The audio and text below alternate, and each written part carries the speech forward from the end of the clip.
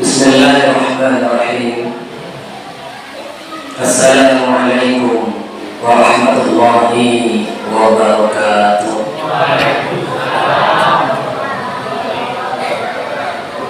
Alhamdulillahilladzi khalaqal mauta wal hayata liyabluwakum ayyukum ahsanu amala. Wa huwal azizul ghafur. Asyhadu an la ilaha illallah wahdahu la syarika lah. Wa asyhadu anna Muhammadan abduhu wa rasuluh.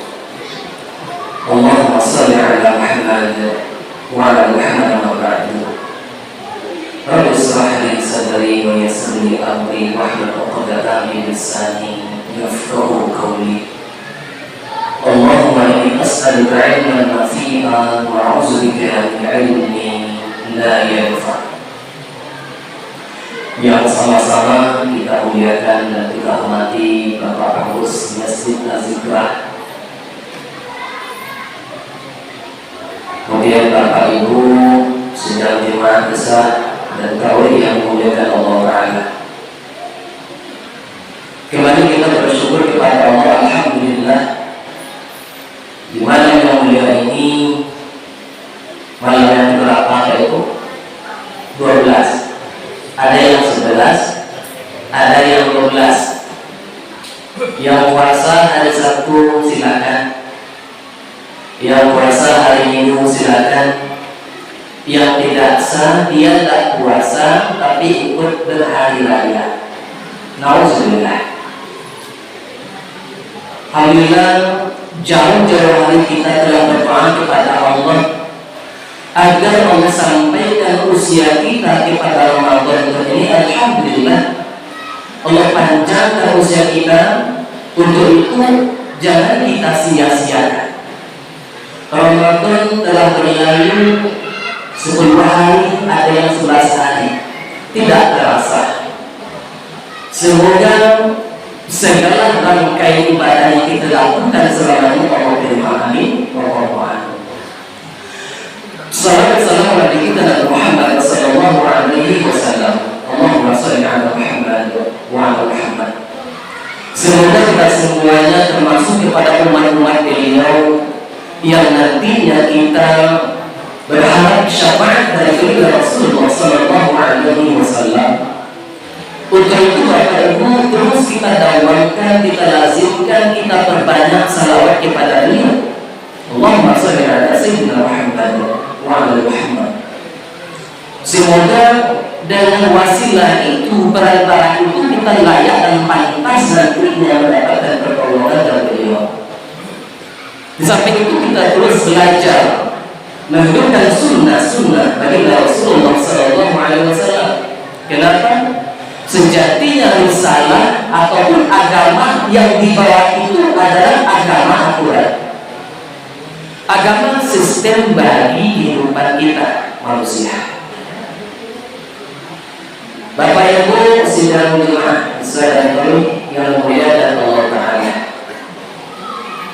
malam ini kita sama-sama belajar mengingatkan barangkali yang sudah lupa. Apa tema kita? Sebelum kita saya izinkan Bapak Ibu perkenalkan diri sedikit, karena saya lihat ada adik-adik kita, ada anak-anak kita yang ingin mencatat, ya. Nama Ustaz Sandra Eko Milpon. Ini namanya agak lucu, pakai filter. Sandra, bukan Sandro Pak ya, tapi Sandra Eko Milpon SPDI. Itu nama lengkapnya. Kalau nama panggilannya Kamil, ini jauh lebih Pak. Eko Mil, Agil Kamil. Asli Seguntur Pak. Orang tua kan dua-duanya Seguntur. Lihat ada Seguntur lagi. Tinggal di Turman Terletak Permai. Istri orang tua bertubuh, ya.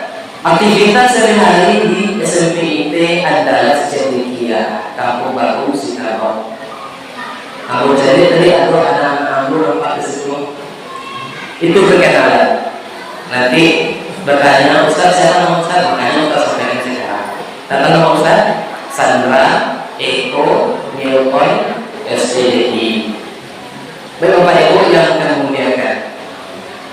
Adapun tema yang kita berikan hari ini, malam ini, yaitunya, silakan catat ya. Apa temanya? Yaitunya. Ya. Baik, temanya adalah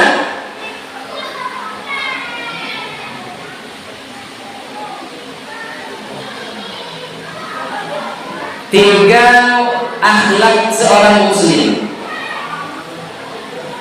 Tiga akhlak seorang muslim. Nah ini, karena kalau bicara Ramadan, saya rasa sudah banyak guru-guru kita yang menyampaikan sebelum ini.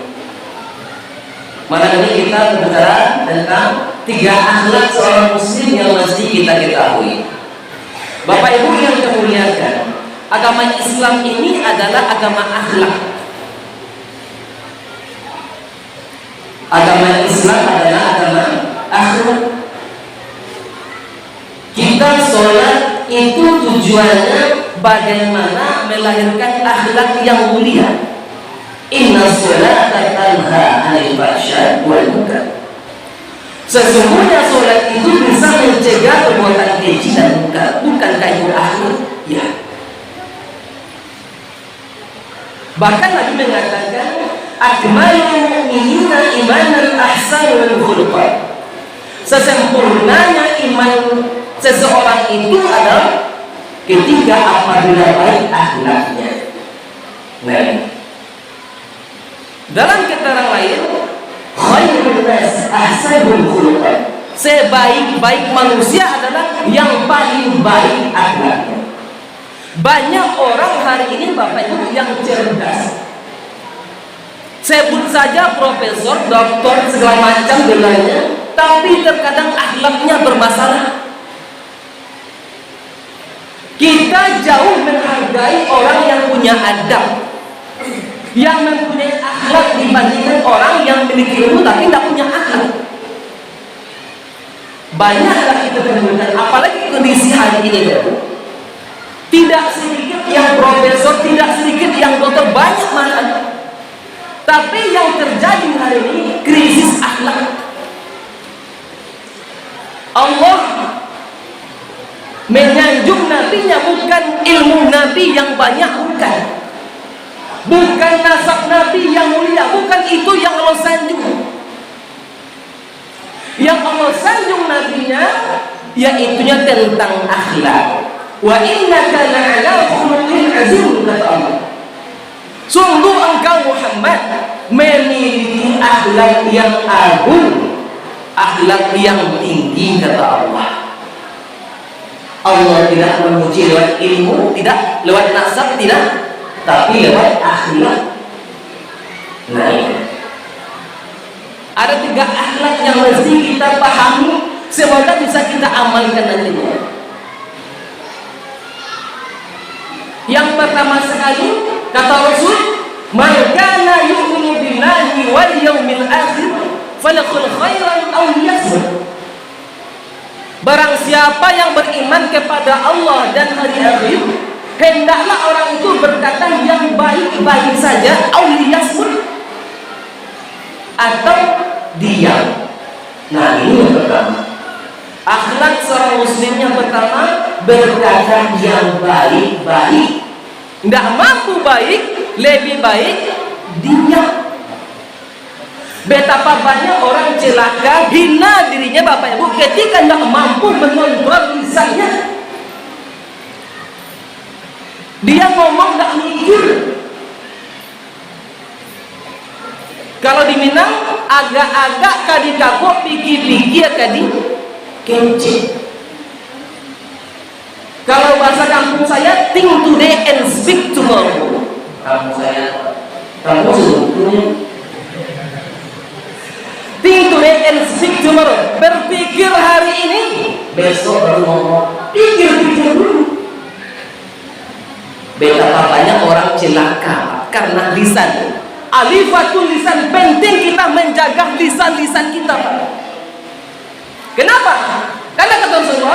Kebanyakan salah anak cucu Adam itu karena lisannya. Betul tak? Banyak. Lisan kita ini bisa mengadu domba, bisa memfitnah, bisa bergunjing, bisa berdusta, bisa melakukan perbuatan syirik kepada Allah Ta'ala, dan banyak lainnya. Nah, lisan. Makanya kata Rasul, berkata yang baik-baik saja atau diam. Nah, ada orang yang mengatakan, Ustadz, yang kami sampaikan itu benar adanya Ustadz. Kami menyampaikan apa adanya Ustadz. Itu tetap namanya gunjing. Kita ceritakan keburukan saudara kita di belakang dia, walaupun benar adanya Pak Ibu, itu tetap namanya gunjing. Jika seandainya yang kita sampaikan itu salah, tidak sesuai, itu namanya fitnah. Al-fitnatu asyad minal qatli. Fitnah itu lebih kejam daripada pembunuhan. nah ini pertama kali penting kita menjaga lisan kita. Apalagi di bulan Ramadan. Karena kata para ulama, Ramadan itu salah satu istilahnya syahrut tarbiyah, bulannya pendidikan bagi umat Rasulullah sallallahu alaihi wasallam. Bulannya pendidikan, karena sejatinya puasa itu bukan saja menahan haus dan lapar saja, tidak. Sejatinya puasa itu kita tahan semuanya yang sekiranya merusak nilai ibadah puasa kita. Bagaimana kita menahan mata kita? Kata Allah, wa kullil mu'minina yaghuddu min absarihim. Katakanlah kepada mukmin laki-laki untuk menundukkan pandangannya. Nah, ibu-ibu, kami bapak-bapak ini sudah berusaha untuk menundukkan pandangannya. Dan terkadang ibu-ibu masih banyak yang gentayangan. Dari pagi Bu kami menahan haus dan lapar, pai keluar balik pabukoan, nampaklah ibu-ibu tak disiko, ibu yang jauh mungkin sebola. Lajang salon nampak, lajang monang itu boleh air kambiu keluarnya, nampak lagi tayangan banyak di situ, macam-macam gaya. Obunya 3 macam warna, merah, kuning, hijau. macam Pakai celana jin, itu punya jin kenapa dipakai? Celana jin kok masuknya pakai oli, pak masuknya pakai oli, pakai apa itu? Pakai oli ya? Itu celana sakratul maut tuh. Tapi dia kawan pakai ini. nah ibu-ibu kami bapak Kata Allah, tundukkan pandangan kalian. Maksudnya di sini kita palingkan mata kita ketika kita melihat aurat perempuan. Nampak produksi semua, wak palingkan kinya, nampak resiko, kinya lain. Bukan berarti kita bajalan menunduk itu, tidak untuk itu. Misalnya kita bajalan mondok teman, masuk pondok, masuk apa? Macam-macam ya. tapi ibu Ramadan bulan tarbiyah. Ramadan melatih kita bagaimana kita menjaga lisan kita. Mesti banyak kita berzikir kepada Allah di bulan Ramadan. Banyak nampak ini puasa gunjing tetap jalan. Banyak nyin. Tidak banyak pak, tapi banyaknya lebih nyentuh lain. Makanya kalau Rasulullah kami suaminya selalu mensiami ila ju' wal aqras. Betapa banyak orang yang berpuasa tetapi mereka tidak mendapatkan pahala dari puasanya kecuali Haus dan lapar. Ramadan bulan tarbiyah. Kita kembali lagi berkata baik. Makanya Ramadan itu mendidik kita ini bagaimana kita ini berkata yang baik-baik saja. Pak Ibu, kalau kita suka menyakiti saudara kita, ini termasuk salah satu perbuatan zolim, aniaya. Makanya nanti di akhirat itu ada orang-orang yang bangkrut. Bahasa Islamnya itu muflis. Siapa itu muflis, Pak? Muflis itu adalah orang-orang yang membawa pahala sholat, pahala zakat, pahala puasa, tapi pada kiamat kelak semuanya habis gundul. Kenapa? Semasa di dunia suka menyebut-nyebut kejelekan saudara. Zolim. Alhamdulillah. Kalau kita dosa kepada Allah, Allah Maha Pengampun. Tapi kalau kita dosa sesama manusia, kita carinya minta maaf. Kalau enggak, besok sampai di akhirat besok.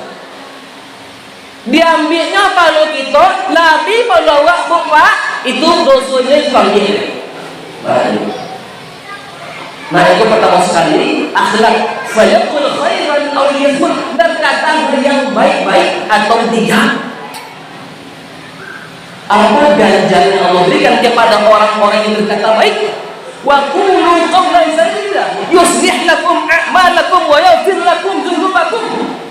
Allah perbaiki amalan dia dan Allah ampunkan dosa-dosanya. Ketika kita mampu qawlan sadida, berkata dia. Nah ini pertama.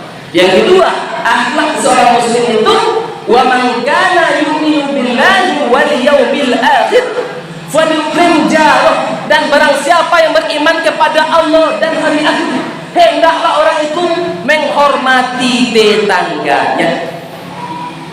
Salah satu syariat Islam yang mesti kita pahami yaitu menghormati tetangga. Bapak Ibu, kita ini makhluk yang lemah. Wa khalaqal insan dha'ifa. Allah ciptakan manusia itu bersifat lemah. Kita tidak bisa hidup sendiri, Pak Ibu. Kita membutuhkan orang lain yang kita sebut tetangga kita. Penting. Siapa itu tetangga? Aisyah menjelaskan tetangga itu 40 rumah di depannya, 40 di belakangnya, 40 di kanannya, 40 di kirinya. Itulah tetangga. Walaupun ada pendapat yang lain, silakan. Ini kata Aisyah. Jadi tetangga itu mesti kita berikan perlakuan baik. Baik, ini penting. Ini kedua, memuliakan tetangga kita.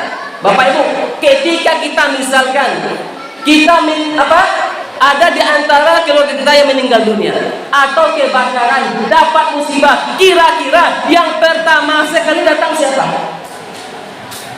Tetangga. Walaupun kita punya anak kandung, tapi jauh derantau orang, Pak, nggak mampu dia menolong kecuali tetangga. Nah, dalam kitab Al-Kabair, tetangga itu terbagi menjadi 3, Pak. Yang pertama sekali, tetangga itu dia muslim. Dia muslim, saudara kita dan tetangga kita. Ini tingkatan yang paling tinggi. Saya ulangi, yang pertama dia itu saudara kita, tetangga kita dan muslim. Ini yang paling tinggi dia. Yang kedua tingkatannya, dia itu tetangga kita dan muslim, tapi bukan saudara kita, bukan pemilik kita. Yang ketiga, itu tetangga kita, bukan pemilik kita, dan dia bukan orang Islam. Walaupun dia bukan orang Islam, Bapak Ibu, dia tuh tetap dapat hak bertetangga. Sebagaimana yang dilakukan oleh Ibnu Umar, menyuruh pembantunya untuk senantiasa memberikan potongan daging kepada tetangganya yang Yahudi. Kenapa? Karena ada hak tetangga di situ. Makanya ada sahabat bertanya Rasulullah, "Ya Rasulullah, ada seorang wanita yang malamnya habis dengan tahajud, siangnya habis dengan puasa sunat, rajin beribadah kepada Allah. Hanya saja wanita ini, perempuan ini sering menyakiti hati tetangganya." Apa kata Rasulullah? Demi Allah, tidak ada kebaikan sedikit orang itu wa huwa finnar, tempat kembalinya neraka. Tiap malam tahajud, malam siangnya puasa sunat, itu yang hidup pada zaman Nabi. Khairun nas qarni, tsumma allazina yalunhum, tsumma allazina yalunhum, kata Rasulullah. Sebaik-baik kurun, sebaik-baik generasi adalah zamanku. Perempuan ini hidup zaman Rasul. Malamnya tahajud tarawih, siangnya wajib puasa sunat. Tapi suka menyakiti, ditanggung, kata Rasul. Ndak ada seperti Allah itu kebayangannya loh, kompekan balinya neraka. Alhamdulillah. Kita bawakan diri kita pada itu. Kita ini siapa? Kita bukan sahabat Rasulullah. Kita makhluk akhir zaman. Tentu tidak sama dengan para sahabat Rasulullah. Apakah kita setiap malam tahajud, siang dan puasa sunat? Allah Ta'ala. Nah, Bapak Ibu, ada hak tetangga. Ketika kita musibah kita datang. Ketika ada pesta kita hadir. Ketika bersua kita senyum. Ya. Jangan memasalnya tadi. Di luar Ramadan Pak Ibu, itu kesempatan ibu-ibu, bapak sebenarnya itu banyak-banyak berbuat baik kepada tetangga.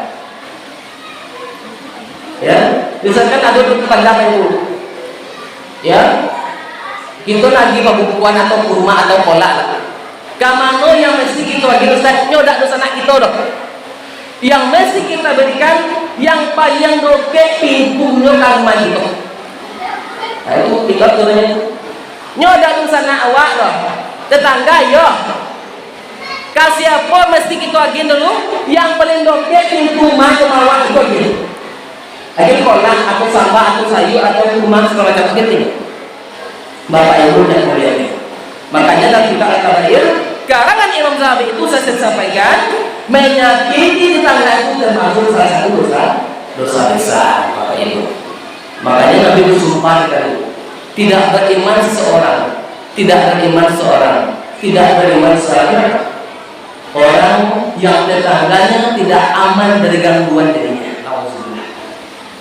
Wallahi la yu'minu, wallahi la yu'minu, wallahi la yu'minu. Bapak Ibu yang kemudian ini kedua, memuliakan tetangga. Ya, yang terakhir karena waktu Bapak Ibu, wa man kana yu'minu billahi wal yawmil akhir falyukrim dhaifah. Barang siapa yang beriman kepada Allah dan hari akhir, hendaklah orang itu memuliakan tamunya. Ada 3 akhlak. Yang pertama berkata baik, yang kedua menghormati tetangga, yang ketiga menghormati atau memuliakan tamu.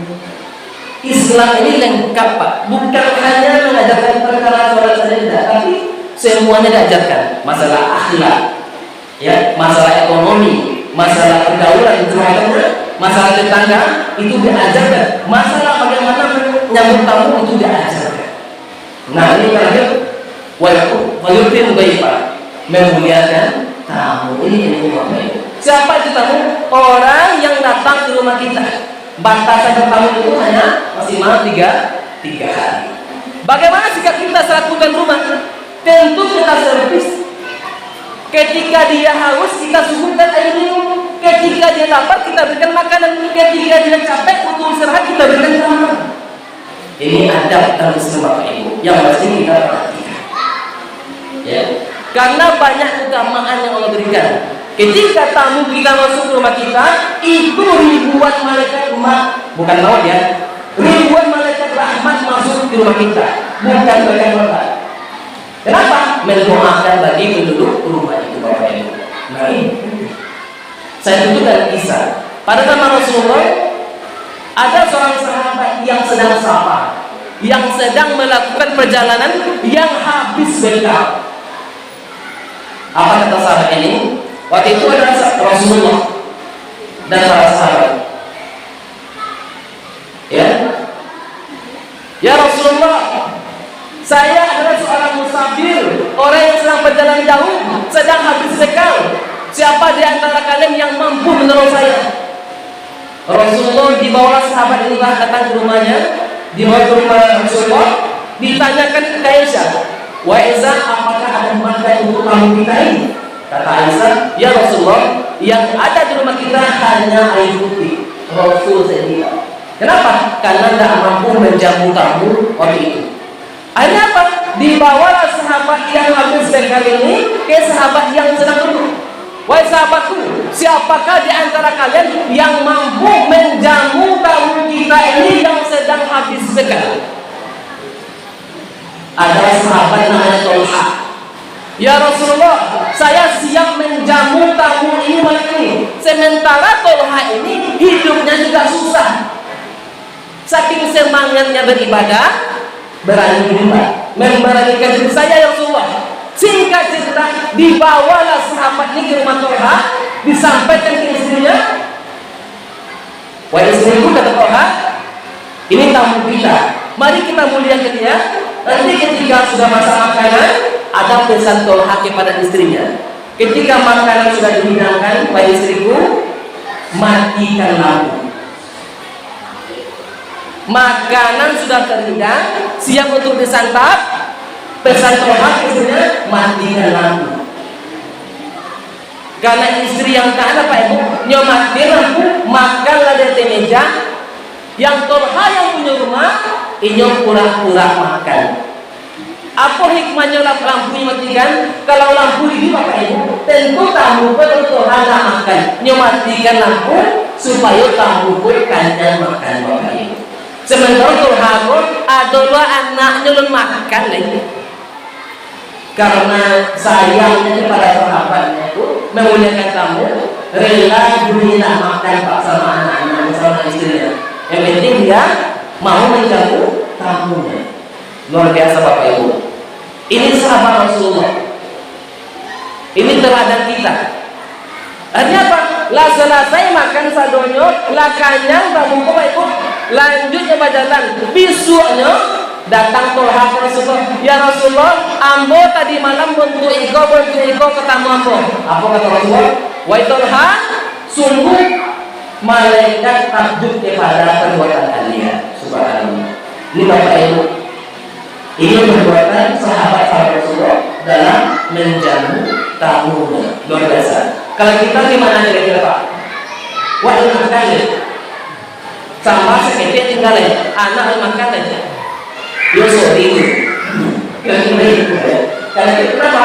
Karena kita bukan sahabat Rasulullah, yang iman kita jauh di bawah sahabat Rasulullah. Bapak Ibu, inilah kali yang bisa disampaikan. Ada 3 akhlak yang mesti kita ambil pelajaran. Semoga Allah mudahkan kita untuk mengamalkannya. Yang pertama sekali berkata yang baik. Kalau orang itu baik, pilihannya hanya satu, diam. Yang kedua, kita mesti menghormati tetangga kita, memuliakan tetangga kita, karena ada hak kita bertetangga. Yang terakhir tadi, kita mesti menjamu tamu kita, karena banyak faedah keutamaan yang diberikan kepada orang-orang yang menjamu tamunya. Itu sudah kita dulu. Makasih, mohon maaf atas segala kekurangan. Alhamdulillah, minal mukarramin.